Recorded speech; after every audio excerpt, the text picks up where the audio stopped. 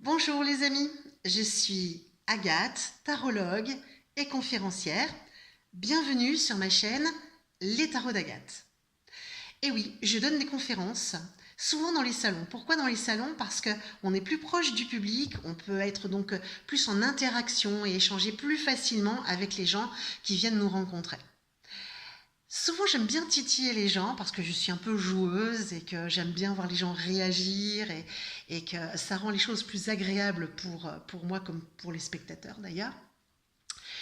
Et quand je dis «Ah, mais pourquoi vous venez dans le salon de voyance, messieurs, dames? Ça sert à rien. Ils ont dit à la télévision que ça ne servait à rien, que c'est un truc un peu bizarre et que c'est pas utile et que ça peut coûter cher, etc.» En général, j'ai trois types de réactions devant moi. La première réaction, c'est l'homme bougon. Vous avez souvent un homme qui grommelle dans son coin en faisant moche, moche, moche. Et dans ces cas-là, je m'adresse à lui et lui dis monsieur, pourquoi est-ce que vous allez voir des voyants? Et là, il vous répond oh là, mais moi c'est Jean-Pierre et j'accompagne mon copain Bernard et c'est lui qui va voir les voyants. Moi, j'y crois pas. Maintenant, si vous êtes capable de me dire que demain il va se passer un truc extraordinaire dans ma vie, alors je ne dis pas que je ne pourrai pas changer d'avis. Eh bien, ça ne fonctionne pas comme ça. Et désolé, la voyance, c'est pas pour vous, monsieur. Parce que les voyants ne sont pas des magiciens avec des sacs de poudre de perlimpinpin. On ne fait pas apparaître ou disparaître des trucs dans la vie des gens. Non, à un moment, la vie des gens appartient aux gens et il faut quand même qu'ils en prennent soin, qu'ils s'en occupent. Donc, désolé, mais on ne peut rien faire pour vous. Et puis, il y a une autre sorte de réaction qui apparaît. C'est assez commun, je dois dire, où là, vous allez avoir une dame qui va commencer à vous dire moi, je veux savoir ce qui va se passer dans ma vie, je viens voir un voyant parce que je veux qu'on me parle de mon avenir. Et en général, les gens autour d'elle, parce que ce sont souvent des dames qui disent ça, je ne sais pas pourquoi d'ailleurs, peut-être parce qu'on a plus de consultantes que de consultants, tout simplement. Et autour, en général, les gens disent oui, oui, c'est vrai, nous, ce qu'on veut, c'est connaître notre avenir, on veut savoir ce qui va se passer dans notre vie. Et là, moi, je regarde ces gens et je me dis, tiens, c'est bizarre, hein. On dirait qu'ils regardent une série télé. Leur vie, c'est le feuilleton américain à la mode sur Netflix. Ils regardent passer les épisodes, quand un se termine, ils en regardent un second, et on n'a pas l'impression que ces gens essaient d'avoir une vraie action dans leur vie ou une vraie volonté de bouger des choses. Alors parfois, bien sûr, ils en parlent, mais on n'a pas cette impression qu'ils sont réellement dans leur vie. On a plus l'impression qu'ils sont spectateurs de leur vie. Alors ces gens-là, il faut faire très attention, parce que moi, je leur parle toujours très doucement parce que ce sont des gens à qui on peut raconter un peu n'importe quoi. C'est quand même un peu la cible parfaite et ça, moi, ça me dérange beaucoup. Et donc, il faut dire à ces gens ce qu'ils attendent, mais de manière à ce qu'ils en fassent quelque chose d'utile, d'accord? Parce que ces mêmes personnes, finalement, attendent de vous de la voyance de type un peu Madame Irma. Ils attendent des breloques, des bougies, des chats noirs, et je ne sais pas quoi. C'est le genre de personnes à qui on peut dire dans 20 ans, vous allez voir, vous aurez une maison bleue. C'est pas de la voyance, c'est de la patience, 20 ans. Il faut donc répondre à ces gens parce que ces gens ont besoin d'un peu de magie et ils ont besoin d'avoir aussi de l'ouverture et se dire que des choses sont possibles dans leur vie, mais il faut être très soigneux et très attentif surtout à leurs attentes. Il ne faut pas les brusquer. Et ensuite, on a un troisième type de questions ou de consultantes. Et là, j'avoue que c'est là où moi, je me régale vraiment. Ce sont des gens qui arrivent avec un vrai problème. Vous savez, ce problème du genre, moi, je veux savoir ce qui va se passer dans ma vie professionnelle parce que ça ne se passe pas bien actuellement. Ou je veux savoir comment ça va se passer dans mon couple parce que c'est pas terrible en ce moment. Et je veux comprendre.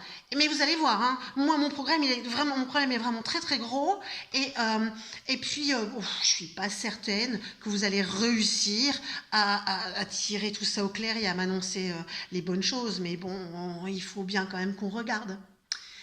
Quand on me dit ça, souvent je réponds, ne vous inquiétez pas, vous entrez avec un gros problème et vous allez ressortir avec des tout petits soucis à la place et vous saurez les résoudre les uns derrière les autres.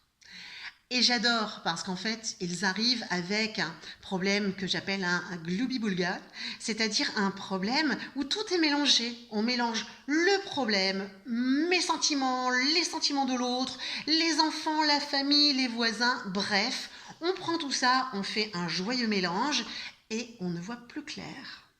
Et c'est là où la voyance véritablement va pouvoir prendre toute son ampleur et va pouvoir véritablement jouer son rôle. Un rôle d'éclaireur et un rôle pour apporter des options dans la prise de décision. Le premier travail va soit consister à voir où en est la situation. Alors, je ne veux pas personnellement qu'on me raconte le problème dans le détail. On me dit, j'ai un problème au travail. Ça devrait me suffire, normalement, en tant que voyante. Et à partir de là, je peux poser moi le problème et je viens le nettoyer de tout ce qui est polluant. Donc, mes sentiments, tes sentiments, les sentiments des voisins, etc. On regarde juste le problème. Ensuite, on voit quelles sont les solutions qui peuvent être apportées. Ça peut être une reprise en main, comme ça peut être une rupture, comme ça peut être un changement profond, ou simplement parfois ne rien faire. Et ensuite, il est important d'apporter de l'ouverture. Qu'est-ce qui se passera ensuite ? Parce que c'est bien joli de dire à une dame, vous allez quitter votre conjoint, si derrière on ne lui explique pas comment elle va le gérer, comment elle va passer cette période, parce que c'est pas simple, et ce qui se passera derrière, vous avez juste déplacé son problème. Elle est arrivée avec un problème de couple et finalement elle a un problème de solitude. C'est pas forcément idéal pour elle. Donc il va falloir reposer les choses autrement. Et là vous allez devoir agir sur plusieurs niveaux. Et en général, quand vous remettez les choses comme ça, sans les sentiments, les points les uns à côté des autres, en général, ça se passe beaucoup mieux. La personne est comme soulagée, elle respire à nouveau. Mais il peut arriver aussi que dans ces histoires un peu entremêlées, eh bien, les réponses soient un peu curieuses. Je voudrais vous raconter une petite anecdote. J'ai eu en cabinet quelqu'un qui est venu me voir avec de grosses responsabilités professionnelles et qui m'a dit, voilà, ma vie professionnelle, ça va pas. J'ai des soucis jusqu'aux yeux. Tout ce que j'entreprends se passe mal. Et je ne vois plus le bout. Est-ce que vous pouvez regarder, quoi? Et j'ai commencé à poser le tirage.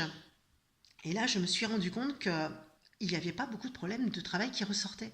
Mais par contre, j'avais un gros problème affectif. Et là, il a fallu lui expliquer que son problème n'était pas là où il le pensait le voir, mais juste à côté. Et qu'on allait d'abord traiter le problème affectif avant de traiter le problème professionnel. Je vais bien sûr éviter de vous donner d'autres détails. Ce que je sais, c'est que ce monsieur, un peu perturbé au début, pas forcément à l'aise avec ce que je lui ai raconté, finalement, plus on avançait dans la consultation et plus il se libérait, plus il mesurait en fait les choses qui étaient à faire, le chemin à parcourir, mais surtout plus il voyait les solutions et ce qu'il y avait derrière. J'ai su plus tard qu'effectivement, il avait résolu son problème affectif et que sa vie professionnelle avait repris un cours plus que normal et surtout extrêmement positif. Alors la voyance, au final, ça sert à quoi? Ça peut être effectivement apporter parfois un peu de magie aux gens qui ont juste besoin d'être assurés sur leur vie, ou de voir s'ils ne se trompent pas, ou juste savoir que oui, demain peut être meilleur, à court, à moyen, ou peut-être à plus long terme, mais plutôt à court terme, qu'il y a des options et des solutions toujours possibles. Mais pour moi, l'important dans la voyance, c'est d'apporter de l'éclairage aux gens et de les aider à trouver enfin un outil qui va les aider à prendre la décision, des bonnes décisions, qui seront saines, où ils n'auront pas le sentiment de se tromper à chaque étage. C'est en tout cas pour ça, pour cette impression de pouvoir aider les autres, que moi je fais ce métier, je le fais avec passion, parce que quand je vois des gens ressortir avec juste des petits soucis, je me dis que j'ai fait un bon boulot et que ça aura vraiment été utile d'être une voyante et de m'entendre parfois dire que ça sert à rien la voyance. Voilà les amis, c'est tout pour aujourd'hui. J'étais ravie de vous voir. Je vous retrouverai la semaine prochaine, vendredi, comme prévu. Bien évidemment, je vous rappelle que si vous souhaitez me voir en consultation, vous pouvez me retrouver en cabinet, me demander des consultations par téléphone ou éventuellement en visioconférence via le Messenger de Facebook. Vous retrouvez tous les liens en dessous. Et puis, il suffit de cliquer, de regarder. Et puis, on se retrouve très bientôt. Et puis, n'oubliez pas, surtout, abonnez-vous et un beau gros pouce bleu parce que c'est bien les pouces bleus.